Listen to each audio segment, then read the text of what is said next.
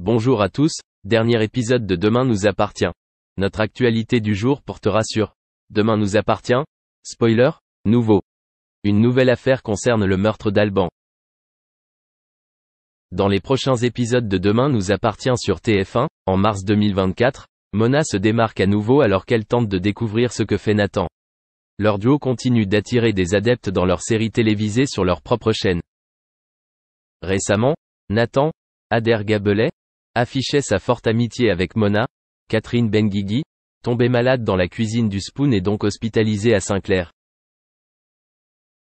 Désormais, Mona, qui s'immisce toujours plus ou moins dans les aventures amoureuses de son fils Georges, tente d'arracher les vers du nez de Nathan dans Demain nous appartient sur TF1. Mona, avec son profond sens de l'humour, joue toujours des rôles principaux dans les feuilletons des chaînes privées. Si la chef de The Spoon est le garant comique de la série à travers les lignes soudaines qui surgissent de nulle part, c'est aussi elle qui place parfois l'église en plein milieu du village. Avec son regard franc et sans filtre, elle tempère parfois l'enthousiasme de Nathan, qui a tendance à trop exagérer les situations ou à penser négativement. Alors lorsqu'elle intervient alors que le serveur cherche l'amour en mars 2024, l'employé de bar, Hector Langevin, parvient à aider son collègue. Plus tard, Mona a sauvé Nathan.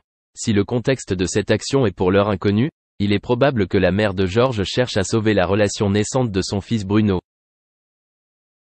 Cependant, Mona peut-elle encore aider Nathan maintenant que la police s'intéresse à lui? À ce stade, il est peu probable que la légendaire femme au franc-parler puisse intervenir. La police sera également confrontée à une éventuelle nouvelle affaire suite à celle liée au meurtre d'Alban. Aurore, Julie Debazac, doit donc faire pression sur le suspect. Merci d'avoir regardé et à la prochaine vidéo. N'oubliez pas de vous abonner à notre chaîne. En attendant, dites-nous ce que vous en pensez dans la section commentaires ci-dessous. C'est ça.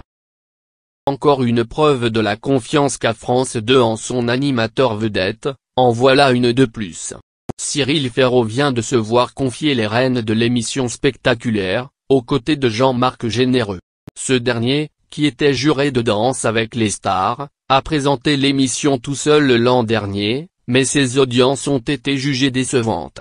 L'animateur de Slam est là pour redresser la barre. Dans Spectaculaire, des célébrités doivent répondre à des questions concernant des numéros de cirque afin de récolter des fonds pour des associations. Cyril Ferraud est parfaitement dans son élément. Il raconte à nos confrères du Figaro. J'adore ça. J'anime d'ailleurs le festival du cirque de Monte-Carlo depuis presque 10 ans sur France 3 et je pense que c'est ce qui a donné à France 2 l'idée de faire appel à moi. Si Cyril Ferraud semble toujours avoir le sourire, c'est surtout grâce à son grand professionnalisme. En effet, l'animateur vedette de Slam et de Spectaculaire s'est retrouvé lourdement endeuillé. Il y a 2 ans, il perdait son père des suites d'une longue maladie. Il raconte à nos confrères du magazine Voici, un jour, je présentais Slam, j'avais mon portable devant moi, et j'ai reçu un texto du médecin qui m'envoyait les derniers résultats de mon papa. Et en présentant l'émission, en rappelant les scores, en parlant aux candidats, j'ai ouvert ce texto, je suis allé à la conclusion des analyses et j'ai compris que c'était foutu. J'ai compris que j'allais perdre mon papa. En présentant une émission.